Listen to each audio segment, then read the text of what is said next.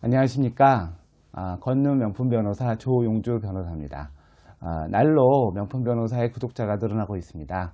여러분들도 명품 변호사 TV를 구독하심으로써 필요한 법률 정보를 얻으시길 바랍니다. 오늘 말씀드릴 사건은 핸드폰에 관련된 겁니다. 자, 우리 요새 일상생활에서의 그 핸드폰은 뭐 정말 자기의 분신 것 같죠?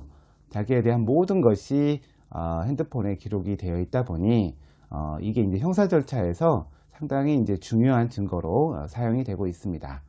오늘 말씀드릴 사건은 어떤 사건이었냐면은 이제 마약범을 이제 단속을 하는데, 이제 마약범을 단속하다 보면 이제 마약도 나오겠지만 그 사람이 가지고 있는 그 핸드폰이 그 다른 범죄를 잡는 중요한 단서가 돼요.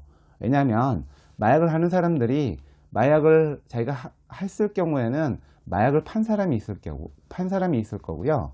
그 다음에 또 이런 애들은 마약을 사서 또 팔기도 하고 또 보관하기도 합니다. 그래서 마약을 하는 것뿐만 아니라 제공하거나 파는 거나 보관하는 게 다 그 처벌하도록 돼 있거든요. 그래서 그 사람이 누구와 대화를 나눴는지, 어떤 내용으로 나눴는지가 상당히 중요한 증거가 됩니다.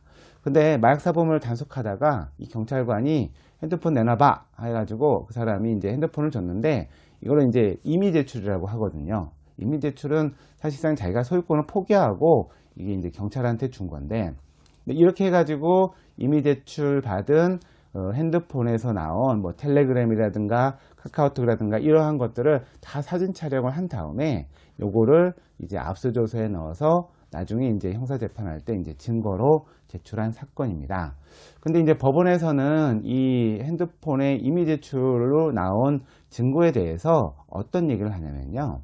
자, 형사사건의 가장 중요한 게 우리는 실체적 진실을 확인하는 거라고 이제 얘기를 합니다. 하지만 신체적 진실뿐만 아니라 적법한 절차에 의해서 나온 증거만 가지고서 그 형사재판을 해야 되기 때문에 그 중에 가장 또 중요한 원칙이 뭐냐면 영장주의라는 게 있어요.